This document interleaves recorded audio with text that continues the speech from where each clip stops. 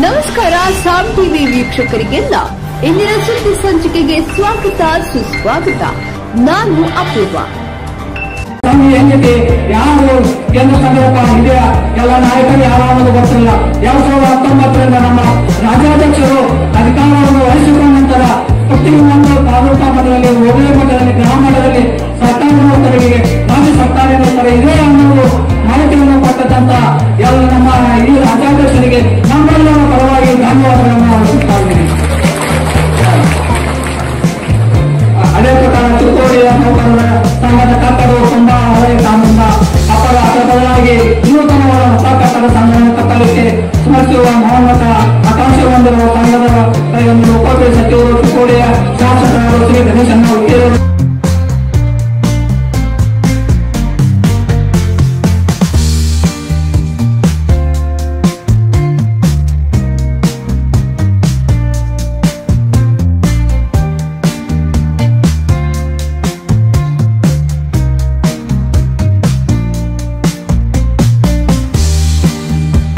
ತಮ್ಮದೇ ಆದಂತಹ ಒಂದು ಛಾಪು ಮೂಡಿಸಿ ಸಮಾಜದ ಅಭಿವೃದ್ಧಿಗಾಗಿ ಮತ್ತು ಸುಧಾರಣೆಗಾಗಿ ಮಾಡುವಂತಹ ವ್ಯಕ್ತಿಗಳನ್ನಾಗಿ ನಾವು ನಿರೂಪಿಸುವಂತಹ ಒಂದು ದಿನ. ಅದಕ್ಕೆ ಸರ್ಕಾರಿ ಕೆಲಸ ದೇವರ ಕೆಲಸ ಅಂತಕ್ಕಂಥದ್ದನ್ನ ನಾವು ನೀವೆಲ್ಲರೂ ನಂಬಿಕೆ ಇಟ್ಕೊಂಡು ಅದರಲ್ಲಿ ಶ್ರದ್ಧೆಯನ್ನಿಟ್ಕೊಂಡು ಕೆಲಸವನ್ನು ಮಾಡತಕ್ಕಂತಹ ನಮ್ಮ ಎಲ್ಲ ಸರ್ಕಾರಿ ನೌಕರ ಬಂಧುಗಳಿಗೆ ತಮ್ಮೆಲ್ಲರಿಗೂ ನಾನು ಇವತ್ತಿನ ದಿವಸ ಶುಭವನ್ನು ಕೋರುತ್ತಾ ಈ ಕಾರ್ಯಕ್ರಮದಲ್ಲಿ ಬರ್ತಕ್ಕಂತಹ ಎಲ್ಲ ಪ್ರತಿಭೆಗಳಿಗೆ ನಮ್ಮ ಸರ್ಕಾರಿ ನೌಕರರು ತಮ್ಮ ಕೆಲಸಗಳಲ್ಲಿ ಅತ್ಯಂತ ಬಿಡುವಿಲ್ಲದೆ ಕಷ್ಟ ಕಾಪಾಡಿಗಳನ್ನು ನೋಡದೆ ಕುಟುಂಬ ಸಹಿತ ನಾವು ಲೆಕ್ಕಿಸದೆ ಸರ್ಕಾರಿ ಕೆಲಸದಲ್ಲಿ ಮಗ್ನರಾಗಿರ್ತೀವಿ.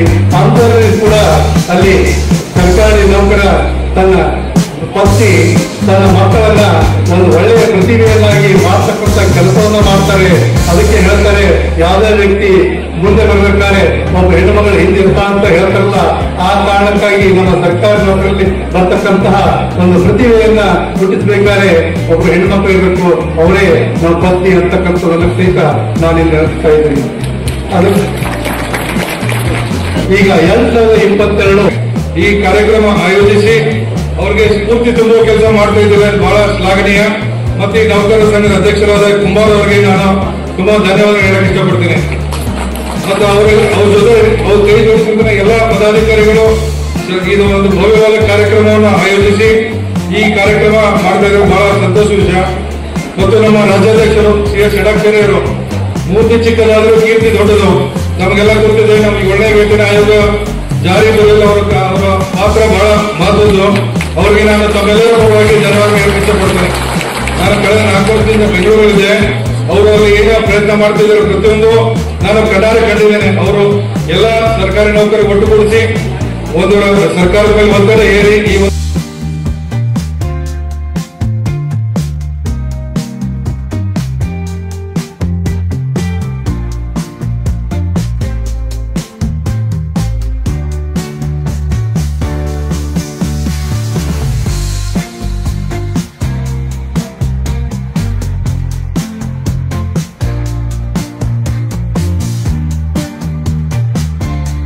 ಸರ್ಕಾರಿ ಆದೇಶ ಹೊರಡಿಸ್ತಾರೆ. ಏನು ರಾಜ್ಯ ಏನೇ ವೇತನ ಕೊಟ್ಟಂತ ಶಿಫಾರಸನ್ನು 22% ಕಮಿಟ್ಮೆಂಟ್ ಜುಲೈ 22 ಕಾಲ್ಪನಿಕವಾಗಿ ವೇತನ ನಿಗದಿ ಅಂತೇಳಿ ಸರ್ಕಾರಿ ಆದೇಶವನ್ನು ಹೊರಡಿಸಿ ನಮ್ಮ ಕೈಗೆ ಸರ್ಕಾರ ಕೊಡುವಂತಹ ಕೆಲಸವನ್ನು ಮಾಡಿದ್ದು ಇತಿಹಾಸದ ಪುಟದಲ್ಲಿ ಉಳಿಯುತ್ತೆ ಅನ್ನೋದನ್ನ ಅತ್ಯಂತ ಅಭಿಮಾನದಿಂದ ಹೇಳಲಿಕ್ಕೆ ಬಯಸ್ತೇನೆ. ಒಳ್ಳೆ ಚಪ್ಪಾಳೆ ಜೋರ. ನಿಮ್ಮ ಫೆನ್ಸಿಂಗ್ ಕಂಟ್ರೋಲ್ ಇರೋದಿಲ್ಲ, ಅಧಿಕಾರಿಗಳ ವಯಸ್ಸು ಕೂಡ ಇರುತ್ತೆ. ಇದೆಲ್ಲದಕ್ಕೂ ಕೂಡ ನಿಯಂತ್ರಣಗಳನ್ನು ಹಾಕೊಂಡು ಕೇವಲ ನಾವು ಓದಬೇಕು, ಅಚೀವ್ ಮಾಡಬೇಕು, ಗುರಿ ಮುಟ್ಟಬೇಕು, UPSC ಟಾಪರ್ ಆಗಬೇಕು, KPSC ಟಾಪರ್ ಆಗಬೇಕು, ಸ್ವಾಭಿಮಾನದಿಂದ ನಾವು ಬದುಕು ಕಟ್ಕೊಳ್ಬೇಕು. ನಮ್ಮ ತಂದೆ ತಾಯಿ ಸೈಕಲ್ ಬಸ್ ಹೋದಂಗೆ ನಾನು ಹೋಗ್ಬಾರ್ದು.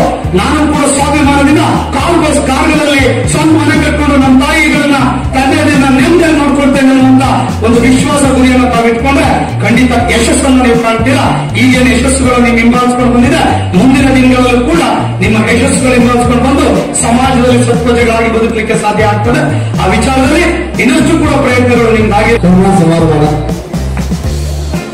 10 ನಿಮಿಷ ಎಲ್ಲ ಮುಗಿಸ್ಬಿಟ್ರು ನೋಡ್ರಿ. ಈಗ ಸನ್ಮಾನ ಮಾಡ್ಬೇಕು ಎಲ್ಲರೂ ಕಾರ್ಯಕ್ರಮದಾಗ ಅಂದ್ರೆ ಕಾರ್ಯಕ್ರಮ ಚಲುವಾಗಿ ಮುಗಿತ ಬಾಯಿಸ್ರಿ. ಅದಕ್ಕೆ ನಾನು ಹೇಳ್ತೀನಿ, ಸೆಪ್ಟೆಂಬರ್ 5 ಮುಗಿತದೆ. ಇನ್ನೊಂದು ಅವ್ರಿಗೆ ಯಾವುದೇ ಕಾರ್ಯಕ್ರಮ ಬಿಟ್ಟರೆ 7ನೇ ವೇತನ ಅಲ್ಲ, 8ನೇ ವೇತನ, 9 ವೇತನ ಬರ್ತಾವ. ಇಂಥ ಪ್ರತಿಭಾವಂತ ಕ್ರಿಯಾಶೀಲ ಕಾರ್ಯಾಧ್ಯಕ್ಷರು ನೌಕರ ಸಂಘಕ್ಕೆ ಆಗಲೇ ಶುಭ ಹಾರೈಸ್ತಾ ಕೇವಲ ಮಾತನಾಡಲಿಲ್ಲ. ಸುಶೀಲನೇ ಶಿಕ್ಷಕನಾದರೆ, ರಾಷ್ಟ್ರಭಕ್ತನೇ ರಾಜಕಾರಣಿಯಾದರೆ, ದೇಶಭಕ್ತನೇ ಸೈನಿಕನಾದರೆ, ಪ್ರಾಮಾಣಿಕನೇ ಅಧಿಕಾರಿಯಾದರೆ, ಆಚಾರವಂತನೇ ಸ್ವಾಮಿಯಾದರೆ ಈ ಭಾರತ ದೇಶಕ್ಕೆ ಇನ್ನೇನು ಬೇಕು ಅಂತ ನಾವು ಕೇಳ್ತಾ. ಇವೆಲ್ಲ ಚಲೋ ಬಗ್ಗೆ ಒಟ್ಟು ಇವೆಲ್ಲರೂ ಚಲೋ ಅಂದ್ರೆ ಈ ಭಾರತ ದೇಶ ಜಗತ್ತಿಗೆ ಜಗದ್ಗುರುವಾಗ್ತದೆ. ಶಿಕ್ಷಕರಾಗಿರ್ತಕ್ಕಂಥವರು ಸುಶೀಲರಾಗಿರ್ಬೇಕು, ಆಚಾರವಂತರಾಗಿರ್ಬೇಕು, ನೀತಿವಂತರಾಗಿರ್ಬೇಕು, ಸಮಯಕ್ಕೆ ಬಹಳಷ್ಟು ಗೌರವ ಕೊಡುವಂತರಾಗಿರ್ಬೇಕು. ಅದಕ್ಕೆ ಹೇಳ್ತಾರೆ ಸುಶೀಲನೇ ಶಿಕ್ಷಕನಾದರೆ, ರಾಷ್ಟ್ರಭಕ್ತನ ರಾಜಕಾರಣಿಯಾಗಬೇಕು. ಈ ದೇಶದ ಮೇಲೆ ಇರ್ತಕ್ಕಂಥ ಪ್ರೀತಿ ಇದ್ದವರ ರಾಜಕಾರಣಿ ಆಗಬೇಕು. ಮತ್ತು ರಾಜಕಾರಣಕ್ಕೆ ಬಂದ ರಾಷ್ಟ್ರ ಭಕ್ತರಾಗಬಾರದು, ಬದಲಾಗಿರ್ಬೇಕು. ಅಂತವರಿಂದ ಸಮಾಜಕರಾಗ್ತದೆ. ನಿನ್ನೆ ಚಿಕ್ಕೋಡಿ ನಗರ ಅದ್ಭುತ ಕಾರ್ಯಕ್ರಮಕ್ಕೆ ಸಾಕ್ಷಿಯಾಗಿತ್ತು. ಇಡೀ ರಾಜ್ಯದ ಘಟಾನುಘಟಿ ಸರ್ಕಾರಿ ಅಧಿಕಾರಿಗಳ ದಂಧೆ ಚಿಕ್ಕೋಡಿ ನಗರದಲ್ಲಿ ಬೀಡು ಬಿಟ್ಟಿತ್ತು. ಕಾರಣ ಕರ್ನಾಟಕ ರಾಜ್ಯ ಸರ್ಕಾರಿ ನೌಕರರ ಸಂಘ ಬೆಂಗಳೂರು ಹಾಗೂ ಚಿಕ್ಕೋಡಿ ಶೈಕ್ಷಣಿಕ ಜಿಲ್ಲಾ ನೌಕರರ ಸಂಘ ಚಿಕ್ಕೋಡಿ ಇವರ ಸಂಯುಕ್ತ ಆಶ್ರಯದಲ್ಲಿ ವಾರ್ಷಿಕ ಸಭೆ ಹಾಗೂ ಸರ್ಕಾರಿ ನೌಕರರ ಮಕ್ಕಳು ಎಸ್ಎಸ್ಎಲ್ಸಿ ಹಾಗೂ ಪಿಯುಸಿ ಪರೀಕ್ಷೆಯಲ್ಲಿ ಸಾಧನೆಗೈದವರಿಗೆ ಪ್ರಶಸ್ತಿ ಸಮಾರಂಭ, ಹೀಗೆ ಹಲವಾರು ಚಟುವಟಿಕೆಗಳನ್ನ ಈ ಕಾರ್ಯಕ್ರಮದಲ್ಲಿ ನೆರವೇರಿಸಲಾಗಿತ್ತು. ಪ್ರಪ್ರಥಮವಾಗಿ ನಾಡಗೀತೆಯೊಂದಿಗೆ ಕಾರ್ಯಕ್ರಮದ ಪ್ರಾರಂಭ, ತದನಂತರ ದೀಪ ಪ್ರಜ್ವಲನ ಹಾಗೂ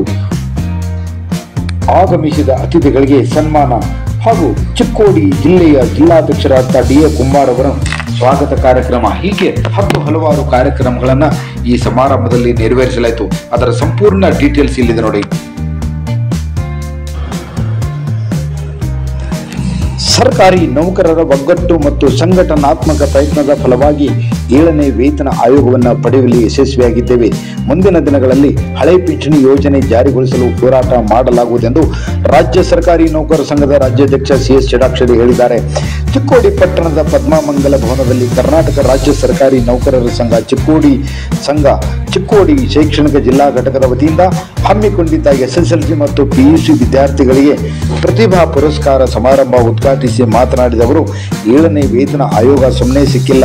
ಅದಕ್ಕಾಗಿ ಸರ್ಕಾರಿ ನೌಕರ ಸಂಘದ ಪ್ರಯತ್ನ ಅಷ್ಟಿಷ್ಟಲ್ಲ, ಸರ್ಕಾರ ಕೊಡಲು ಹಿಂದೇಟು ಹಾಕಿದ ವೇಳೆಯಲ್ಲಿ ರಾಜ್ಯಾದ್ಯಂತ ನೌಕರ ಬಂಧುಗಳು ಹೋರಾಟ ಪ್ರಾರಂಭಿಸಿದರು. ಹೋರಾಟಕ್ಕೆ ಮಣಿದ ರಾಜ್ಯ ಸರ್ಕಾರ 7ನೇ ವೇತನ ಆಯೋಗ ಜಾರಿ ಮಾಡಿತು. ಮುಖ್ಯ ಅತಿಥಿಗಳಾಗಿ ಆಗಮಿಸಿದ ಉಪವಿಭಾಗಾಧಿಕಾರಿ ಸುಭಾಷ್ ಸಂಪಗಾವಿ ಮಾತನಾಡಿ, ಸರ್ಕಾರಿ ನೌಕರರು ಶ್ರದ್ಧೆಯಿಂದ ಕೆಲಸ ಮಾಡಿದರೆ ಜೀವನದಲ್ಲಿ ಯಶಸ್ಸು ಸಾಧಿಸಲು ಸಾಧ್ಯವೆಂದರು. ಚಿಕ್ಕೋಡಿ ಡಿವೈಎಸ್ಪಿ ಗೋಪಾಲಕೃಷ್ಣ ಗೌಡರು ಮಾತನಾಡಿ, ರಾಜ್ಯ ಸರ್ಕಾರಿ ನೌಕರರ ಸಂಘಟನೆಯು ನೌಕರರ ಹಿತ ಕಾಪಾಡುವಲ್ಲಿ ಯಶಸ್ಸುಗೊಳಿಸಿದೆ. ಸಂಘದ ಕೆಲಸಗಳು ನಿರಂತರವಾಗಿ ನಡೆಯಲಿ ಎಂದು ಆಶಿಸಿದರು. ಈ ಸಂದರ್ಭದಲ್ಲಿ ಚಿಕ್ಕೋಡಿ ಶೈಕ್ಷಣಿಕ ಜಿಲ್ಲಾ ವ್ಯಾಪ್ತಿಯ ಎಸ್ಎಸ್ಎಲ್ಸಿ ಪಿಯುಸಿಯಲ್ಲಿ ಹೆಚ್ಚು ಅಂಕ ಗಳಿಸಿದ 2022-23 ಹಾಗೂ 23-24ನೇ ಸಾಲಿನ 600ಕ್ಕೂ ವಿದ್ಯಾರ್ಥಿಗಳನ್ನು ಗಣ್ಯರು ಸನ್ಮಾನಿಸಿ ಗೌರವಿಸಿದರು. ಚಿಕ್ಕೋಡಿ ಚರಮೂರ್ತಿ ಮಠದ ಸಂಪಾದನಾ ಸ್ವಾಮೀಜಿ ಸಾನ್ನಿಧ್ಯದಲ್ಲಿ ನಡೆದ ಕಾರ್ಯಕ್ರಮದಲ್ಲಿ ಸಂಘದ ಕಾರ್ಯಾಧ್ಯಕ್ಷ ಎಸ್. ಬಸವರಾಜ್, ಎಂಇ ಉಪಾಧ್ಯಕ್ಷ ಶ್ರೀನಿವಾಸ ಡಿ, ಪ್ರಧಾನ ಕಾರ್ಯದರ್ಶಿ ಮಲ್ಲಿಕಾರ್ಜುನ್ ಬಳ್ಳಾರಿ, ಹಿರಿಯ ಉಪಾಧ್ಯಕ್ಷ ಸಂಜು ಸದರೆಡ್ಡಿ ಸೇರಿದಂತೆ ಚಿಕ್ಕೋಡಿ ಶೈಕ್ಷಣಿಕ ಜಿಲ್ಲೆಯ ಜಿಲ್ಲಾಧ್ಯಕ್ಷರಾದಂಥ ಡಿ.ಎ. ಕುಂಬಾರ್ ಅವರು ಕೂಡ ಈ ಕಾರ್ಯಕ್ರಮಕ್ಕೆ ಹಾಜರಿದ್ದರು.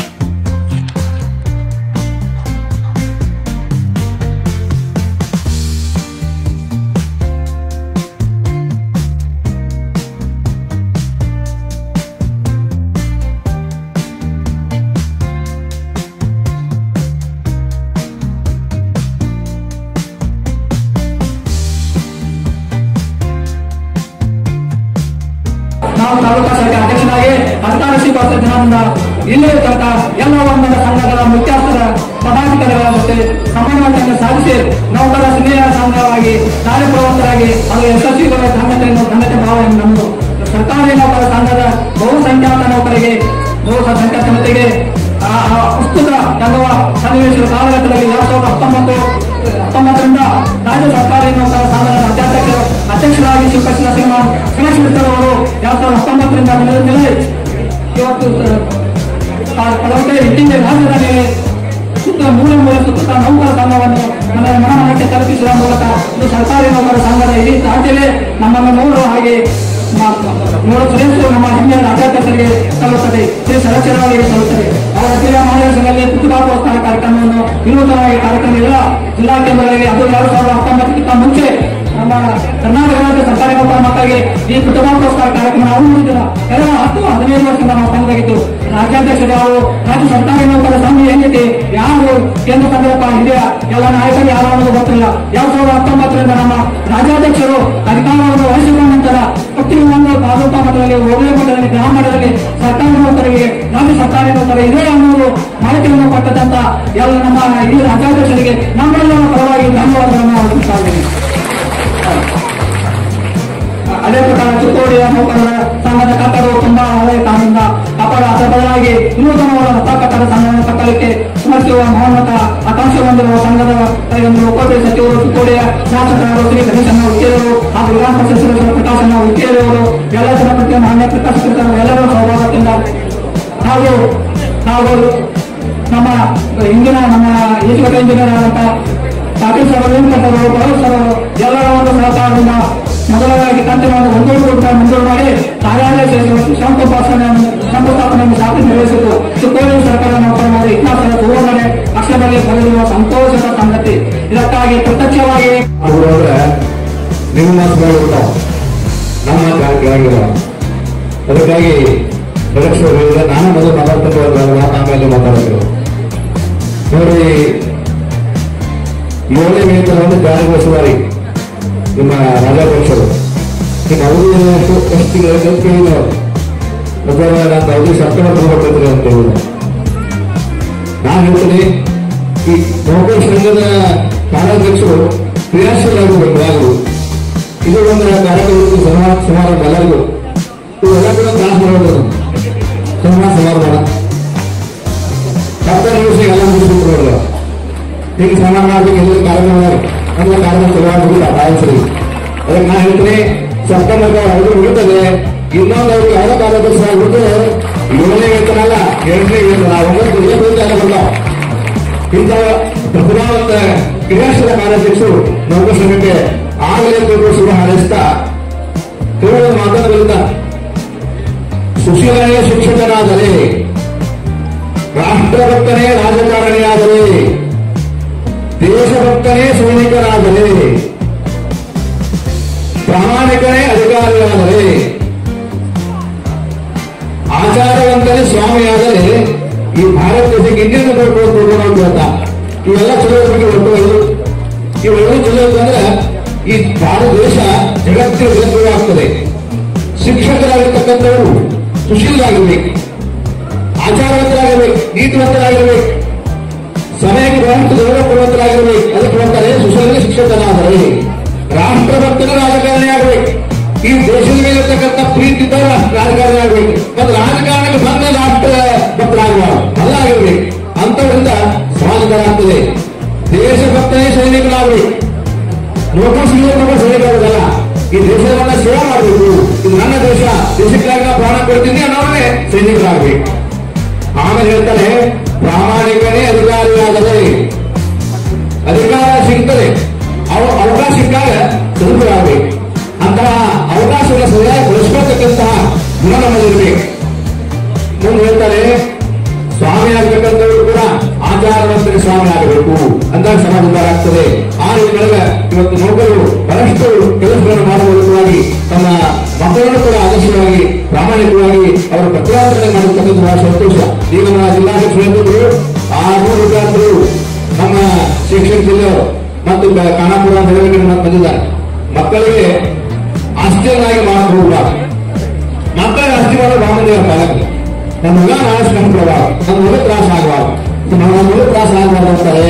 ಆದರೆ ಮಕ್ಕಳಿಗೆ ಆಸ್ತಿ ಮಾಡಬಾರ್ದು, ಮಕ್ಕಳನ್ನೇ ಆಸ್ತಿಯನ್ನಾಗಿ ಮಾಡುವಂತ ಕೆಲಸವನ್ನ ನೀವೆಲ್ಲ ಮಾಡಬೇಕು. ಅವರ ಕಾಲದಲ್ಲಿ ತಗೊಳ್ಳಿ, ಆ ನಿಟ್ಟಿನಲ್ಲಿ ಪ್ರಯತ್ನ ಮಾಡಬೇಕು. ಬಹಳ ಅಂತ ನಾವು SSLC ಒಳಗೆ 90% ತಗೊಂಡು ನನ್ನ ಮಗ 95 ತಗೊಂಡ ಅಂದ್ಕೊಂಡು ಹೇಳ್ತಿರ್ತಾರೆ, ಅವ್ನು ನನ್ನ ಮಗ ಅಂತಿರ್ತಾರೆ. ಮತ್ತು 35-40 ತಗೊಂಡಿದ್ರೆ ಇವರು ಶಾಲೆಯಾಗ ಮಾಸ್ಟರ್ ಸಿಗಲ್ಲ.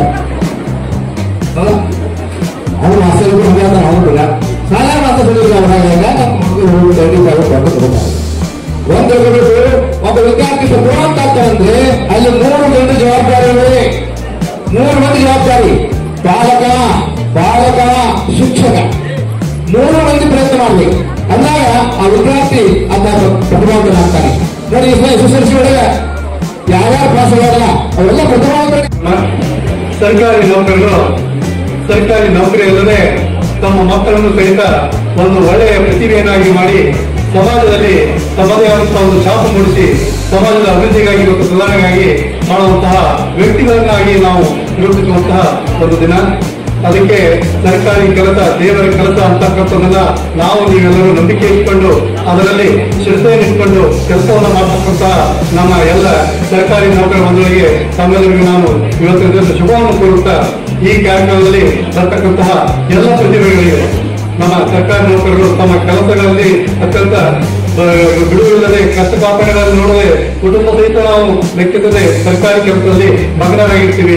ಅಂತರಲ್ಲಿ ಕೂಡ ಅಲ್ಲಿ ಸರ್ಕಾರಿ ನೌಕರ ತನ್ನ ಪತ್ನಿ ತನ್ನ ಮಕ್ಕಳನ್ನ ಒಂದು ಒಳ್ಳೆಯ ಪ್ರತಿಭೆಯನ್ನಾಗಿ ಮಾಡ್ತಕ್ಕಂಥ ಕೆಲಸವನ್ನ ಮಾಡ್ತಾರೆ. ಅದಕ್ಕೆ ಹೇಳ್ತಾರೆ, ಯಾವುದೇ ವ್ಯಕ್ತಿ ಮುಂದೆ ಬರಬೇಕಾದ್ರೆ ಒಬ್ಬ ಹೆಣ್ಣುಮಗಳು ಹಿಂದಿರ್ತ ಅಂತ ಹೇಳ್ತಾರಲ್ಲ, ಆ ಕಾರಣಕ್ಕಾಗಿ ನಮ್ಮ ಸರ್ಕಾರಿ ನೌಕರಲ್ಲಿ ಬರ್ತಕ್ಕಂತಹ ಒಂದು ಪ್ರತಿಭೆಯನ್ನ ಗುರುತಿಸಬೇಕಾದ್ರೆ ಒಬ್ಬ ಹೆಣ್ಮಕ್ಳು ಇರಬೇಕು, ಅವರೇ ನಮ್ಮ ಪತ್ನಿ ಅಂತಕ್ಕಂಥದ್ದನ್ನು ಸಹಿತ ನಾನಿಲ್ಲಿ ಹೇಳ್ತಾ ಇದ್ದೀನಿ. ಈಗ 2022 ಮತ್ತು 23 2024 ಪ್ರತಿಭೆಗಳಿಗಾಗಿ ಪುರಸ್ಕಾರವನ್ನು ನೀಡಲು ಬಂದಂತಹ ನಮ್ಮ ನೌಕರ ಸಂಘದ ರಾಜ್ಯಾಧ್ಯಕ್ಷರಾದಂತಹ ಶರತ್ ಅವರು ತಮ್ಮ ಕೈಯಿಂದ ಆ ಪುಸ್ತಕಗಳನ್ನ ನೀಡುತ್ತಾರೆ. ಅದೇ ರೀತಿಯಾಗಿ ನಿಮ್ಮ ಮಕ್ಕಳೆಲ್ಲರೂ ಕೂಡ ಈ ಶಿಕ್ಷಣದಲ್ಲಿ ಪ್ರತಿಭೆ ಆಗದೆ ಅವರು ಕೂಡ ಮುಂದಿನ ಒಂದು ನಾಯಕರಾಗಲಿ ಅಂತಕ್ಕಂಥವನ್ನ ನಾವು ತಿಳಿಸಿಕೊಳ್ತಾ ನಾನು ಒಂದೆರಡು ಮಾತುಗಳನ್ನು. ಪ್ರತಿಭೆಗಳಿಗೆ ಪುರಸ್ಕಾರ ಎಲ್ಲ ಕಡೆ ಕೊಡ್ತಾರೆ. ಸರ್ಕಾರಿ ಮಕ್ಕಳಿಗೆ, ಸರ್ಕಾರಿ ನೌಕರ ಮಕ್ಕಳಿಗೆ ಈ ಕಾರ್ಯಕ್ರಮ ಆಯೋಜಿಸಿ ಅವರಿಗೆ ಸ್ಫೂರ್ತಿ ತುಂಬುವ ಕೆಲಸ ಮಾಡ್ತಾ ಇದ್ದೇವೆ. ಬಹಳ ಶ್ಲಾಘನೀಯ. ಮತ್ತೆ ಈ ನೌಕರ ಸಂಘದ ಅಧ್ಯಕ್ಷರಾದ ಕುಮಾರ್ ಅವರಿಗೆ ನಾನು ತುಂಬಾ ಧನ್ಯವಾದ ಹೇಳಕ್ಕೆ ಇಷ್ಟಪಡ್ತೀನಿ. ಮತ್ತು ಅವ್ರ ಜೊತೆ ಅವ್ರು ಕೈ ಜೋಡಿಸಿದ ಎಲ್ಲ ಪದಾಧಿಕಾರಿಗಳು ಇದು ಒಂದು ಭವ್ಯವಾದ ಕಾರ್ಯಕ್ರಮವನ್ನು ಆಯೋಜಿಸಿ ಈ ಕಾರ್ಯಕ್ರಮ ಮಾಡಿದಾಗ ಬಹಳ ಸಂತೋಷ ವಿಷಯ.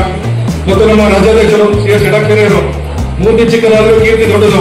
ನಮಗೆಲ್ಲ ಗೊತ್ತಿದೆ, ನಮ್ಗೆ ಒಳ್ಳೆಯ ವೇತನ ಆಯೋಗ ಜಾರಿ ತರಲು ಅವರ ಪಾತ್ರ ಬಹಳ ಮಹತ್ವದ್ದು. ಅವರಿಗೆ ನಾನು ತಮ್ಮೆಲ್ಲರ ಪರವಾಗಿ ಧನ್ಯವಾದ ಹೇಳಕ್ಕೆ ಇಷ್ಟಪಡ್ತೇನೆ. ನಾನು ಕಳೆದ 4 ವರ್ಷದಿಂದ ಬೆಂಗಳೂರಲ್ಲಿದೆ. ಅವರು ಅಲ್ಲಿ ಏನೇ ಪ್ರಯತ್ನ ಮಾಡ್ತಿದ್ದಾರೆ ಪ್ರತಿಯೊಂದು ನಾನು ಕಣ್ಣಾರೆ ಕಂಡಿದ್ದೇನೆ. ಅವರು ಎಲ್ಲ ಸರ್ಕಾರಿ ನೌಕರಿಗೆ ಒಟ್ಟುಗೂಡಿಸಿ ಒಂದು ಸರ್ಕಾರದ ಮೇಲೆ ಒತ್ತಡ ಏರಿ ಈ ಒಂದು 7ನೇ ವೇತನ ಆಯೋಗ ಮಂಜೂರಾಗಲು ಪ್ರಮುಖ ಪಾತ್ರ ವಹಿಸಿದ್ದಾರೆ. ಮತ್ತೆ ಇಲ್ಲಿ ಬಂದಿರತಕ್ಕಂಥ ಪ್ರತಿಭಾವಂತ ವಿದ್ಯಾರ್ಥಿಗಳೇ, SSLC ಮತ್ತು PUC ತಮ್ಗೆಲ್ಲ ಮುಂದಿನ ದಿನಗಳಲ್ಲಿ ಒಳ್ಳೆಯದಾಗಲಿ ಮತ್ತು ಅವೆಲ್ಲ ಒಳ್ಳೆಯ ಕೋರ್ಸ್ ಅನ್ನು ಆಯ್ಕೆ ಮಾಡಬೇಕು. ಮತ್ತೆ ಒಂದಿಷ್ಟು ಫ್ಯಾಮಿಲಿ ಕಮಿಟ್ಮೆಂಟ್, EMI ಸೆಟಲ್ಮೆಂಟ್ಗಳಾಯ್ತು, ಲೋನ್ ಸೆಟಲ್ಮೆಂಟ್ಗಳಾಯ್ತು, ಒಂದಿಷ್ಟು ಮಕ್ಕಳ ಎಜುಕೇಶನ್ ಏನೇನೋ ಒಂದಿಷ್ಟು ಸಮಸ್ಯೆಗಳಿಗೆ ಪರಿಹಾರ ಸಿಕ್ತು ಅನ್ನೋದನ್ನ ನೀವೆಲ್ಲ ಕೂಡ ಕಂಡುಕೊಂಡಿದ್ದೀರಾ. ಪುರುಷವಾದ ವೈಯಕ್ತ ಬಂದಿದೆ, ನಂತರ ನಾವೆಲ್ಲರೂ ಕೂಡ ತಗೊಳ್ಳಿಕ್ಕೆ ಆಗ್ತಿತ್ತ? ಸಾಧ್ಯನೇ ಇಲ್ಲ. ಕಷ್ಟ ಇತ್ತು. ಇವತ್ತಿನ ಗ್ಯಾರಂಟಿಗಳ ಮಧ್ಯೆ ಇವತ್ತು ಪೇ ಕಮಿಷನ್ ಸಿಗುತ್ತೆ ಅಂತ ಹೇಳಿ ನಿಮ್ಗೆ ಯಾಕೋ ಡೌಟ್ ಬೇರೆ ಬರ್ತಿದೆ. ಕರೆಕ್ಟಾಗಿ ನೋಡ್ತೀರಾ? 2 ಸಲ ಕೆಲವರು ಹೇಳಿದ್ರು ಟೀಚರ್, ಸರ್ 2 ಸಲ ಆದೇಶ ನೋಡ್ತಾ ಇದ್ದೀನಿ, ಯಾಕೆ ಮಾತು ಕೇಳಿದ್ರೆ ಸರ್ ಕನ್ಫ್ಯೂಷನ್ ಆಗ್ತಿದೆ. ಈ ಗ್ಯಾರಂಟಿ ಮಧ್ಯೆ ಯಥಾವತ್ತಾಗಿ ಪೇ ಕಮಿಷನ್ ಕೊಡ್ಲಿಕ್ಕೆ ಸಾಧ್ಯನಾ? ಕನ್ಫ್ಯೂಷನ್ ಆಗ್ತಿದೆ ಅಂತ ಮಾತನ್ನ ಹೇಳಿದ್ರು. ಅಷ್ಟು ಕನ್ಫ್ಯೂಷನ್ ನಮ್ಮಲ್ಲಿದೆ. ಕಾರಣ ಪರಿಸ್ಥಿತಿಗಳು ಕೂಡ ಆಗಿದೆ. ಈ ಪರಿಸ್ಥಿತಿಗಳ ನಡುವೆ ನಾವಿವತ್ತು 7th ಪೇ ಕಮಿಷನ್ ಮುಂದುವರೆದವಾಗಿ ತಗೊಂಡಿದ್ದೇವೆ. ಅವತ್ತು ಕೂಡ ಸಮ್ಮೇಳನವನ್ನು ಮಾಡಿದ್ವಿ ಬೆಂಗಳೂರಿನಲ್ಲಿ. 2.5 ಲಕ್ಷ ಜನ ನೌಕರು ಬಂದಿದ್ರೆ, ನೀವು ಕೂಡ ಬಹಳ ಸಂಖ್ಯೆ ಬಂದಿದ್ರೆ. ಸರ್ಕಾರಕ್ಕೆ ಮಾಹಿತಿ ಕೂಡ ಆಯ್ತು, ಸರ್ಕಾರಿ ನೌಕರು ಸಂಘಟಿತರಾಗಿದ್ದಾರೆ, ಅಸಂಖ್ಯಾತ ಲಕ್ಷಾಂತರ ನೌಕರಿದ್ದಾರೆ. ನಾವೇನಾದ್ರೂ ಕೂಡ 7th ಪೇ ಕಮಿಷನ್ ಕೊಡ್ಲಿಲ್ಲ ಅಂದ್ರೆ ಸರ್ಕಾರದಿಂದ ತಿರುಗಿ ಬೀಳ್ತಾರೆ, ಸರ್ಕಾರ ಕಷ್ಟ ಆಗ್ತದೆ ಅಂತ ಯೋಚನೆ ಮಾಡಿ ಸರ್ಕಾರ ಎಲ್ಲ ಒಂದ್ ಕಡೆ ಸರ್ಕಾರದ ಮೇಲೆ ಒತ್ತಡವನ್ನು ಹಾಕಿದ್ವಿ. ಮುಖ್ಯಮಂತ್ರಿ ರಿಕ್ವೆಸ್ಟ್ ಮಾಡಿದ್ರೆ ಹಲವಾರು ಮಾಡಿದ್ರೆ ಅವ್ರು ಮಾಡಲ್ಲ ಅಂತ ಯಾವತ್ತೂ ಹೇಳಿರಲಿಲ್ಲ. ಮಾಡ್ತೀವಿ ಅಂತಿದ್ರು. ಅದು ಯಾವಾಗ ಮಾಡ್ತೀವಿ, ಎಷ್ಟು ಮಾಡ್ತೀವಿ ಅಂತ ಮಾತನ್ನು ಅವ್ರು ಹೇಳಿಲ್ಲ. ಆದ್ರೆ ನಮ್ಗೇನಾಯ್ತು, ಕಳೆದ ತಿಂಗಳು ಜೂನ್ ತಿಂಗಳು ಚರ್ಚೆ ಸ್ಟಾರ್ಟ್ ಆಯ್ತು ವಿಧಾನಸೌಧದಲ್ಲಿ. 22% ಕೊಡ್ತಾರಂತೆ. ಜುಲೈ 25ರಿಂದ ಕಾಲ್ಪನಿಕವಾಗಿ ಫಿಕ್ಸೇಷನ್ ಕೊಡಲಿರುವಂತೆ 1/4/2025ರಿಂದ ಫೈನಾನ್ಷಿಯಲ್ ಬೆನಿಫಿಟ್ ಕೊಡ್ತಾರೆ ಅನ್ನುವಂಥ ಚರ್ಚೆಗಳಾದಾಗ ನಾವು ತೀರ್ಮಾನ ಮಾಡಿದ್ವಿ, ಎಲ್ಲ ಒಂದ್ ಕಡೆ ಸರ್ಕಾರ ಮಾತುಕತೆ ಆದ್ರೆ ಉಪಯೋಗ ಆಗಲ್ಲ, ಹೋರಾಟದ ಕಡೆ ಕೊಡಬೇಕು ಅಂತ ಹೇಳಿ 7ನೇ ತಾರೀಕು ಚಿಕ್ಕಮಗಳೂರಲ್ಲಿ ಡಿಸಿಷನ್ ಅನ್ನು ತಗೊಂಡು 29ನೇ ತಾರೀಕಿನಿಂದ ಜುಲೈ 29ರಿಂದ ನಾವು ಸ್ಟ್ರೈಕ್ ಹೋಗಬೇಕು ಅಂತ ತೀರ್ಮಾನ ತೆಗೆದುಕೊಂಡಾಗ 15ನೇ ತಾರೀಕು ಕ್ಯಾಬಿನೆಟ್ ಸಬ್ಜೆಕ್ಟ್ ಬರುತ್ತೆ, ಡಿಸಿಷನ್ ತಗೊಳ್ತಾರೆ. ಮತ್ತೆ 4 15ನೇ ತಾರೀಕು ಅನೌನ್ಸ್ ಮಾಡ್ತಾರೆ. 22ನೇ ತಾರೀಕು ಸರ್ಕಾರಿ ಆದೇಶ ಹೊರಡಿಸ್ತಾರೆ.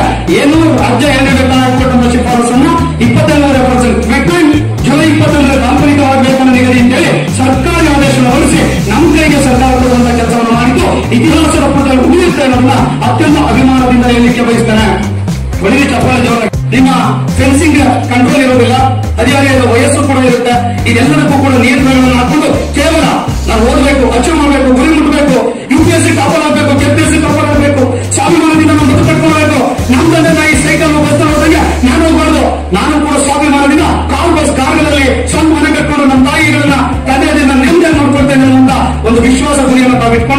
ಖಂಡಿತ ಯಶಸ್ಸನ್ನು ನೀವು ಕಾಣ್ತೀರಾ. ಈಗೇನು ಯಶಸ್ಸುಗಳನ್ನು ನೀವು ಹಿಂಬಾಲಿಸ್ಕೊಂಡು ಬಂದಿದೆ, ಮುಂದಿನ ದಿನಗಳಲ್ಲೂ ಕೂಡ ನಿಮ್ಮ ಯಶಸ್ಸುಗಳು ಹಿಂಬಾಲಿಸ್ಕೊಂಡು ಬಂದು ಸಮಾಜದಲ್ಲಿ ಸತ್ಪ್ರಜೆಗಳಾಗಿ ಬದುಕಲಿಕ್ಕೆ ಸಾಧ್ಯ ಆಗ್ತದೆ. ಆ ವಿಚಾರದಲ್ಲಿ ಇನ್ನಷ್ಟು ಕೂಡ ಪ್ರಯತ್ನಗಳು ನಿಮ್ದಾಗಿರಲಿ. ಅನೇಕ ಒಳ್ಳೆ ಚಿಂತನೆಗಳು, ಒಳ್ಳೆ ವಿಚಾರಗಳು, ಕೇವಲ ನಾನು ನನ್ನ ಕುಟುಂಬ ಬಿಟ್ಟು ನನ್ನ ಜೊತೆ ಸಮಾಜ ಇದೆ, ಪರಿವಾರ ಇದೆ, ಕುಟುಂಬ ಇದೆ, ಅದೆಲ್ಲರ ಜೊತೆ ಕೂಡ ಗಮನ ಕೊಡುವಂತ ಕೆಲಸವನ್ನ ಇವತ್ತಿನ ಯುವಶಕ್ತಿ ನವ ಭಾರತ ನವ ಕರ್ನಾಟಕವನ್ನು ನಿರ್ಮಾಣ ಮಾಡುವಂತ ವಿಚಾರದಲ್ಲೂ ಕೂಡ ಕೈ ಜೋಡಿಸಬೇಕಾಗ್ತದೆ ಎನ್ನುವಂತ ವಿನಂತಿಯನ್ನು ಕೂಡ ಈ ಸಂದರ್ಭದಲ್ಲಿ ಮಾಡ್ತಾ, ಈ ಒಂದು ಕಾರ್ಯಕ್ರಮದಲ್ಲಿ ಬಹಳಷ್ಟು ಜನ ವಿದ್ಯಾರ್ಥಿಗಳು ತಾವು ಬಂದಿದ್ದೀರಾ. ಕಳೆದ ವರ್ಷ ಒಂದಿಷ್ಟು ಕಾರಣಗಳಿಗಾಗಿ ಪ್ರತಿಭಾ ಪುರಸ್ಕಾರ ಕೊಡ್ಲಿಕ್ಕೆ ಆಗಿಲ್ಲ. ಆ ನೋವು ಕೂಡ ನಮಗೆ ಕಾಡ್ತಾ ಇದೆ. ವರ್ಷ ನಮ್ಮ ಕುಂಬಲ್ಲಿ ಇರ್ಬೋದು, ನಮ್ಮೆಲ್ಲ ತಾಲೂಕದಷ್ಟು ತುಂಬಾ ಜಗಳ ಮಾಡಿದ್ದಾರೆ ನೋಡಿ. ಈ ಬಿಜಾಪುರ ಹೋಗ್ತಾ ಈ ವರ್ಷದಷ್ಟೇ ಪ್ರತಿ ವರ್ಷ ಕೂಡ ಕಾರ್ಯಕ್ರಮ ಮಾಡ್ತೀವಿ. ಈ ಜಿಲ್ಲೆಯಲ್ಲಿ ಒಂದಿಷ್ಟು ಶೈಕ್ಷಣಿಕ ಜಿಲ್ಲೆ ಡಿವೈಡ್ ಆಗಿದ್ದು, ಒಂದಿಷ್ಟು ಒಂದಾಯ್ತು ಕಾರಣಕ್ಕಾಗಿ ಒಂದಿಷ್ಟು ವಿಳಂಬ ಆಗಿದೆ ಬಿಟ್ಟರೆ ಇವತ್ತು ಇಡೀ ಜಿಲ್ಲೆಯಲ್ಲಿ ಎಲ್ಲರಿಗೂ ಕೂಡ ಈ ಕಾರ್ಯಕ್ರಮ ಮಾಡ್ತಾ ಇದ್ದೇವೆ. ಬೆಳಗಾವಿ ಜಿಲ್ಲೆಯ ಚಿಕ್ಕೋಡಿ ಶೈಕ್ಷಣಿಕ ಜಿಲ್ಲೆಯಿಂದ ಬಂದಿರುವಂತಹ ಎಲ್ಲ ಪ್ರಿಯ ವಿದ್ಯಾರ್ಥಿಗಳ ಮುಂದಿನ ಭವಿಷ್ಯ ಉಜ್ವಲವಾಗಿರಲಿ. ಈ ತಾಲೂಕು, ಈ ಜಿಲ್ಲೆಗೆ, ಈ ರಾಜ್ಯಕ್ಕೆ, ಈ ದೇಶಕ್ಕೆ ಆಸ್ತಿಯಾಗೋದ್ರ ಮೂಲಕ ನಮ್ಮ ಭವ್ಯ ಭಾರತದ ಏನು ಕನಸಿದೆ ಆ ನನಸು ಮಾಡುವಂತ ವಿಚಾರದಲ್ಲಿ ನಿಮ್ಮೆಲ್ಲರ ಶ್ರಮ ಇರಲಿ. ಅದ್ರ ಜೊತೆ ನಿಮ್ಮ ತಂದೆ ತಾಯಿಗಳನ್ನ ತುಂಬಾ ಚೆನ್ನಾಗಿ ನೋಡ್ಕೊಳ್ಬೇಕು. ಯಾಕಂದ್ರೆ ನಾನು ಕೂಡ ಅಷ್ಟೇ, ನಾನಿವತ್ತು ಒಬ್ಬ ಸಾಮಾನ್ಯ ಮಧ್ಯಮ ವರ್ಗದ ಕುಟುಂಬದಲ್ಲಿ ಬೆಳೆದವರು, ಕಷ್ಟಪಟ್ಟು ಓದೋದು, ಕಷ್ಟಪಟ್ಟು ಬೆಳೆದವರು. ನಾನು ಈ ಲೆವೆಲ್ಗೆ ಬರ್ತೀನಿ ಅಂತ ನಾನು ಕೂಡ ಕನಸ್ಕೊಂಡಿರ್ಲಿಲ್ಲ. ಇವತ್ತು ಬಂದು ಎಲ್ಲ ಸೌಲಭ್ಯಗಳು ಕೂಡ ಇವತ್ತು ನನಗಿದೆ. ಒಬ್ಬ ಸಚಿವ ಸಂಪುಟದ ದರ್ಜೆ ಸ್ಥಾನಮಾನ ಇದ್ರು ಕೂಡ ನಾನು ನನ್ನ ತಂದೆ ತಾಯಿಗಳನ್ನ, ನನ್ನ ಕುಟುಂಬದ ಅಣ್ಣ ತಂದೆನೂ ಕೂಡ ಒಟ್ಟಾಗಿ ನನ್ನ ಫ್ಯಾಮಿಲಿಯಲ್ಲಿ ಇಟ್ಕೊಂಡಿದ್ದಕ್ಕೆ ನಾನು ಧೈರ್ಯವಾಗಿ ನಿಮ್ಗೆ ಹೇಳಲಿಕ್ಕೆ ಸಾಧ್ಯ ಇದೆ. ಅಷ್ಟು ಸುಲಭವಲ್ಲ. ಇವತ್ತು ಫ್ಯಾಮಿಲಿ ಹೆಂಗೆ ಅಂದ್ರೆ ಅಣ್ಣ ತಮ್ಮ ಮದುವೆ ಆಗ್ತದೆ, ನಾಳೆ ಡಿವೈಡ್ ಆಗಬೇಕು ಅಂತ ಕಲ್ಚರ್. ಬಹುಶಃ ನನ್ನ ತಮ್ಮ ಅದಿಲ್ಲಿ ಹೋಗ್ತೀನಿ, ನನ್ನ ಜೊತೆ ಫ್ಯಾಮಿಲಿ, ಜಾಯಿಂಟ್ ಫ್ಯಾಮಿಲಿ ಇದ್ದೀವಿ. ನಮ್ಮ ತಾಯಿ ಎಲ್ಲರೂ ಕೂಡ ಒಟ್ಟಿಗೆ ಇದೆ. ಅಂದ್ರೆ ಏನ್ ಖುಷಿ ಇದೆ ಅಂದ್ರೆ ಎಲ್ಲಿವರೆಗೆ ಸಾಧ್ಯತೆಗಳಿದೆಯೋ ಆ ಕಲ್ಪನೆಗಳನ್ನು ಮುಂದುವರಿಸಬೇಕು ಅನ್ನೋದು ಬಿಟ್ಟರೆ ಪ್ರಯತ್ನಗಳನ್ನು ತಾವು ಮಾಡೋದ್ರ ಮೂಲಕ ಮುಂದೆ ತಂದೆ ತಾಯಿಗಳು ಚೆನ್ನಾಗಿ ನೋಡ್ಕೊಳ್ಳಿರುವಂತ ಮಾತನ್ನ ಈ ಸಂದರ್ಭದಲ್ಲಿ ಮತ್ತೊಮ್ಮೆ ಅಂತ, ಇವತ್ತು ನಾನು ಒಬ್ಬ ಸಾಮಾನ್ಯ ವ್ಯಕ್ತಿ, ಇವತ್ತು ಇಲ್ಲಿ ಮಾತಾಡ್ತಿದ್ದೇವೆ, ಇಷ್ಟು ಕೆಲಸ ಮಾಡಿದ್ದೇವೆ, ಇಷ್ಟೆಲ್ಲ ನೀವು ಬಂದು ಏರಿಕೆ ಮಾಡ್ಕೊಟ್ಟಿದ್ದೇವೆ ಅಂದ್ರೆ ಬಹುಶಃ ಚಿಕ್ಕೋಡಿ ಶೈಕ್ಷಣಿಕ ಜಿಲ್ಲೆ ಮತ್ತೆ ಬೆಳಗಾವಿ ಜಿಲ್ಲೆ ಎಲ್ಲ ತಾಲೂಕು ಅಧ್ಯಕ್ಷರಿಗೆ, ಜಿಲ್ಲಾಧ್ಯಕ್ಷರಿಗೆ ಧನ್ಯವಾದ ಸಲ್ಲಿಸಲೇಬೇಕು. ನಾನು 2019 ಚುನಾವಣೆಯಲ್ಲಿ ನಿಂತಾಗ ಇಲ್ಲಿ ಕೂತಿರುವಂತ, ಹಿಂದೆ ಕೂತಿರುವಂತ ಎಲ್ಲ ಲೀಡರ್ಸ್, ಷಡಾಕ್ಷರಿ ಅವರ ನಿಮ್ಗೆ ಸಮರ್ಥತೆ ಇದೆ, ಕೆಪಾಸಿಟಿ ಇದೆ, ನನಗೆ ಯಾರು ಗೊತ್ತೇ ಇಲ್ಲ. ಇವತ್ತಂದ್ರೆ ಷಡಾಕ್ಷರಿ ಅಂದ್ರೆ ಪ್ರತಿ ಮಕ್ಕಳು ಮಾತಾಡ್ತಾರೆ, ಷಡಾಕ್ಷರಿ ಅಧ್ಯಕ್ಷ ಇದಾರೆ, ಸಂಘ ಇದೆ ಅಂತ ಗೊತ್ತಿತ್ತು. ಅವತ್ತು ಗೊತ್ತಿರಲಿಲ್ಲ 19 ಹಿಂದೆ. ಆ ಸಂದರ್ಭದಲ್ಲೂ ಕೂಡ ನನ್ನಂತ ಒಬ್ಬ ಸಾಮಾನ್ಯ ವ್ಯಕ್ತಿಯನ್ನ ಅತಿ ಹೆಚ್ಚಿನ ಮತಗಳನ್ನ ಇವರೆಲ್ಲರೂ ಕೂಡ ಓಟ್ ಹಾಕೋದ್ರ ಮೂಲಕ ಗೆಲ್ಲಿಸಿದ್ದಕ್ಕಾಗಿ ಈ ತರದ ಕಾರ್ಯಕ್ರಮಗಳನ್ನು ಕೊಡ್ಲಿಕ್ಕಾಯ್ತು. ಇಷ್ಟು 25 ಆದೇಶಗಳನ್ನು ಮಾಡ್ಲಿಕ್ಕೆ ಸಾಧ್ಯ ಆಯ್ತು. ಹಾಗಾಗಿ ಅವರಿಗೆ ಕೂಡ ಒಂದು ಜೋರಾದ ತಾಲೂಕು ಅಧ್ಯಕ್ಷರಿಗೆ ಒಂದು ಚಪ್ಪಾಳೆ ಮೂಲಕ ಅಭಿನಂದನೆಗಳನ್ನ ಸಲ್ಲಿಸಲಿಕ್ಕೆ ಬಯಸ್ತೇನೆ. ಇವರೆಲ್ಲ ಮತ್ತೆ ನನ್ನ ಬಿಟ್ಟು ಯಾರೋ ಓಟ್ ಹಾಕಿದ್ರೆ ಇವತ್ತು ನಾನೇನು ಬರ್ತಿರ್ಲಿಲ್ಲ, ಇಷ್ಟು ಕಾರ್ಯಕ್ರಮ ಮಾಡ್ಲಿಕ್ಕೆ ಸಾಧ್ಯ ಇರ್ತಿರ್ಲಿಲ್ಲ, ಇಷ್ಟು ಕಾರ್ಯಕ್ರಮ ಜೀವಮಾನದಲ್ಲೂ ಕೂಡ ಬರ್ತಿರ್ಲಿಲ್ಲ. ಸೊ ಹಾಗಾಗಿ ಈ ಎಲ್ಲ ಕಾರಣಕ್ಕೂ ಕೂಡ ಅವರು ತುಂಬ ಸಹಕಾರವನ್ನು ಮಾಡಿದ್ದಾರೆ. ಎಲ್ಲ ತಾಲೂಕು ಅಧ್ಯಕ್ಷರು ಕೂಡ ಧನ್ಯವಾದಗಳನ್ನು ಸಲ್ಲಿಸ್ತಾ, ಇವತ್ತಿನ ಪ್ರತಿಭಾ ಪುರಸ್ಕಾರ ಕಾರ್ಯಕ್ರಮ ತುಂಬಾ ಚೆನ್ನಾಗಿ ಮೂಡಿಬಂದಿದೆ. ಕುಂಬಾರವರ ಜೊತೆ ಸಾಕಷ್ಟು ಬಾರಿ ಜಗಳವನ್ನು ಮಾಡಿ ಈ ಕಾರ್ಯಕ್ರಮವನ್ನು ಕೂಡ ಜಾರಿಗೊಳಿಸಿದ ಅವ್ರ ಮಾತು ಕಡಿಮೆ, ಸ್ವಲ್ಪ ಕೆಲಸ ಜಾಸ್ತಿ, ಒಂದಿಷ್ಟು ಗೊಂದಲಗಳ ನಡುವೆ ಎದುರುಕೊಳ್ಬೇಕಪ್ಪ ನಾವು ಇದು ಮಾಡಿ ಅಂತ ಹೇಳುವಾಗ ಇವತ್ತು ಈ ಕಾರ್ಯಕ್ರಮ ಮಾಡಿದ್ದಾರೆ. ಮುಂದಿನ ವರ್ಷ 1,000 ರೂಪಾಯಿ ಕ್ಯಾಶ್ ಪ್ರೈಸ್ ಕೊಡ್ತೀವಿ, ಪುರಸ್ಕಾರ ಕೊಡ್ತೀವಿ, ಆನ್ಲೈನ್ ಅಪ್ಲಿಕೇಶನ್ ಹಾಕ್ತೀವಿ, ಸ್ಮರಣಿಕೆ ಕೊಡ್ತೀವಿ, ಶಾಲಾ ರಾಜ್ಯ ಸನ್ಮಾನ. ನಾವು ಮುಂದಿನ ವರ್ಷ ಯೋಚನೆ ಮಾಡ್ತಾ ಇದ್ದೀನಿ. ಈ ವರ್ಷ 10,000 ಮಕ್ಕಳಿಗೆ, ಕಳೆದ ವರ್ಷ 8,000, ಅದರಿಂದ 6,000, ಅದರಿಂದ 5,000 ಕೊಟ್ಟಿದೆ. ಮುಂದಿನ ವರ್ಷ ಒಂದು 15,000 ಮಕ್ಕಳಿಗೆ ಒಂದು 2,000 ರೂಪಾಯಿ ಕ್ಯಾಶ್ ಪ್ರೈಸ್ ಅವರು ಕೊಡಬೇಕು ಅನ್ನೋ ಯೋಚನೆಗಳು ಮಾಡ್ತಿದ್ದಾರೆ. ಪ್ರತಿ ವರ್ಷ ಈ ಕಾರ್ಯಕ್ರಮಕ್ಕೆ ನಾವು, ನಾನೇ ಒಬ್ಬ ರಾಜ್ಯಾಧ್ಯಕ್ಷನಾಗಿ ಪ್ರತಿ ಜಿಲ್ಲೆ ತಾಲೂಕಿಗೆ ಹೋಗಿ ಈ ರೀತಿ ಕಾರ್ಯಕ್ರಮ ಮಾಡುವಂತದ್ದು. ಹಾಗಾಗಿ ಈ ಕಾರ್ಯಕ್ರಮ ಪ್ರತಿ ವರ್ಷ ನಾವು 2-3 ಕೋಟಿ ಹಣವನ್ನ ನಾವು ಖರ್ಚು ಮಾಡ್ತೇವೆ. ಅಷ್ಟು ಸುಲಭ ಅಲ್ಲ. ಈ ಕಾರ್ಯಕ್ರಮ ಮಾಡಬೇಕಂದ್ರೆ ತುಂಬಾ ಕಳೆದ 4 ದಿವಸ ನಾವು ತಾಲೂಕು ಅಧ್ಯಕ್ಷ, ಅವರ ಟೀಮ್, ಅವ್ರ ಡಿಸ್ಟ್ರಿಕ್ಟ್ ಸೆಕ್ರೆಟರಿ ಎಲ್ಲರೂ ಕೂಡ ಒಟ್ಟಾಗಿ ಸೇರಿ ಈ ಕಾರ್ಯಕ್ರಮ ಮಾಡಿದ್ದಾರೆ. ಬಹುಶಃ ನಾನು ಅವರ ಶ್ರಮಕ್ಕೆ ಅಭಾರಿಯಾಗಿದ್ದಾರೆ, ಕೃತಜ್ಞತೆಗಳನ್ನು ಕೂಡ ಸಲ್ಲಿಸ್ತೇನೆ ಎನ್ನುವಂತ ಮಾತನ್ನು ಕೂಡ ಈ ಸಂದರ್ಭದಲ್ಲಿ ನಾವು ತಮಗೆ ಹೇಳ್ಬೇಕು. ರಾಜ್ಯ ಸರ್ಕಾರಿ ನೌಕರ ಸಂಘ ಹೆಂಗಿದೆ, ಸಂಘಟನೆ ಚೆನ್ನಾಗಿದೆ, ಸಂಘಟನೆ ಪಾರದರ್ಶಕತೆ ತಂದಿದ್ದೇವೆ, ಸಂಘಟನೆಯಲ್ಲಿ ಶಿಸ್ತು ತಂದಿದ್ದೇವೆ. ಹೆಂಗ್ ಬೇಕಾದ್ರೂ ಮಾತಾಡೋದು, ಹೆಂಗ್ ಬೇಕಾದ್ರೂ ಕೂಡೋದು, ಹೆಂಗ್ ಬೇಕಾದ್ರೂ ಮಾತಾಡೋದು ಎಲ್ಲೂ ಪ್ರಶ್ನೆ ಇಲ್ಲ. ಒಂದು ಸಂಘಟನೆ ಕಾರ್ಯಕ್ರಮ ಎಲ್ಲವೂ ಕೂಡ ಶಿಸ್ತುಬದ್ಧವಾಗಬೇಕು. ಇವತ್ತು ನೀವೆಲ್ಲ ಪ್ರತಿ ವರ್ಷ 200 ರೂಪಾಯಿನ ಕೊಡ್ತೀರಾ. ನಾನು ಅಧ್ಯಕ್ಷನಾದ್ರೂ 200 ರೂಪಾಯಿ. ಇವತ್ತು ಒಬ್ಬ ನೌಕರ ನಮ್ಮ ಸಂಘದ ಮೆಂಬರ್ಶಿಪ್ ಕಾರ್ಡ್ ಅಂತ ಬರ್ಕೊಟ್ಟಂತ ಉದಾಹರಣೆ, ನಾನು ಅಧ್ಯಕ್ಷನಾದ 5 ವರ್ಷಗಳಲ್ಲಿ ಒಬ್ಬ ಶಿಕ್ಷಕ, ಒಬ್ಬ ನೌಕರ ಇಲ್ಲ ಅಂದ್ರೆ ನಮ್ಮ ಸಂಘಟನೆ ಹೆಂಗ್ ನಡೀತಾ ಇದೆ ಅನ್ನೋದನ್ನ ತಾವು ಅರ್ಥ ಮಾಡ್ಕೊಳ್ಳಿ. ಈ ಕೆಲವು ಬಗ್ಗೆ ಬರ್ಕೊಡ್ತಿರ್ತಾರೆ ಬೇಡ ಅಂತ ಹೇಳಿ. ಇವತ್ತು ಸಂಘಟನೆ ನೀವೆಲ್ಲ ನೋಡಿ, ಬೆಂಗಳೂರಿನಲ್ಲಿ ಸುಮಾರು 15 ಕೋಟಿ ವೆಚ್ಚದಲ್ಲಿ ಒಂದು ಕಾರ್ಪೊರೇಟ್ ಆಫೀಸ್ ಮಾಡಿದ್ದೀವಿ, ಗೆಸ್ಟ್ ಹೌಸ್ ಕನ್ ಮಾಡಿದ್ದೇವೆ. ಸೊ ಯಡಿಯೂರಪ್ಪನವರ ದುಡ್ಡು ತಗೊಳ್ಳೋ ಕೆಲಸವನ್ನೆಲ್ಲ ಮಾಡಿದ್ದೇವೆ. ಇವತ್ತು ಇಷ್ಟೆಲ್ಲ ಕೆಲಸ ಮಾಡಿ ಇವತ್ತು 22 ಕೋಟಿ ಹಣವನ್ನು ಸಂಘದಲ್ಲಿ ನಾವು ಉಳಿಸಿದ್ದೇವೆ. 22 ಕೋಟಿ ಮಾಡ್ಕೊಳ್ಳಿ. ಸಂಘ ದುಡ್ಡಿದೆ ಅಂತ ಹೇಳಿದ್ರೆ ಸುತ್ತ ತಿರುಗಡೆ ಜಾಸ್ತಿ ಇರ್ತಾರೆ. ನಾನು ಅಧ್ಯಕ್ಷನಾದ್ಮೇಲೆ ಸಂಘ ದುಡ್ಡಿರಲಿಲ್ಲ, 22 ಕೋಟಿ ಹಣವನ್ನು ಉಳಿಸುವಂತ ಕೆಲಸ ಮಾಡಿದ್ದೇವೆ. ಇನ್ನೂ ಕೂಡ ಸಾಕಷ್ಟು ಕೆಲಸ ಮಾಡಬೇಕು. ಬೆಂಗಳೂರಿನಲ್ಲಿ ಒಂದು 5 ಗೆಸ್ಟ್ ಹೌಸ್ ಕಟ್ಟಬೇಕು. ನಮ್ಮ ನೌಕರರಾದ್ರೂ ಕೂಡ ಬೆಂಗಳೂರಿಗೆಲ್ಲ ಬಂದ್ರೆ ಒಂದು 50 ರೂಪಾಯಿಗೆ ಆ ರೂಮ್ಗಳ ಫೆಸಿಲಿಟಿ ಕೊಡಬೇಕು ಅನ್ನುವಂತ ಯೋಚನೆ ಕೂಡ ಇದೆ. ಆ ಕೆಲಸವನ್ನು ಕೂಡ ಮಾಡ್ತೀವಿ. ಈಗಾಗಲೇ ಬ್ಲೂ ಪ್ರಿಂಟ್ ರೆಡಿ ಆಗ್ತಾರೆ, ಮಾಡ್ತೀವಿ ಬೆಂಗಳೂರಿನಲ್ಲಿ. ಸೊ ಹೀಗೆ ನಮ್ಮ ಜಾರಕಿಹೊಳಿ ಸಾರು ಕೂಡ 2 ಕೋಟಿ ಅನುದಾನವನ್ನ ಇಲ್ಲಿನ ನೌಕರ ಭವನಕ್ಕೆ ಕೂಡ ಕೊಟ್ಟಿದ್ದಾರೆ. ಸೊ ಹೀಗೆ ಪ್ರತಿ ಜಿಲ್ಲೆ ತಾಲೂಕಲ್ಲೂ ಕೂಡ ಈ ತರದ ಸಂಘಟನೆಗಳನ್ನ ನಾವು ಮಾಡ್ತೇವೆ. ಅವಕಾಶ ಕೊಟ್ಟಿದ್ದೀರಾ, ನೀವು ಕೊಟ್ಟಂತ ಅವಕಾಶ ಯಜಮಾನ ಮುಗಿಸಿದ್ದೇವೆ. ಎಷ್ಟು ತುಂಬಾ ಕೆಲಸ ಮಾಡ್ಲಿಕ್ಕೆ ಸಾಧ್ಯ ಇಲ್ಲದ್ರು ಕೂಡ ಪರವಾಗಿಲ್ಲಪ್ಪ, ಷಡಾಕ್ಷರಿ ಒಂದಿಷ್ಟು ಕೆಲಸ ಮಾಡ್ತಾರೆ. ಷಡಾಕ್ಷರಿ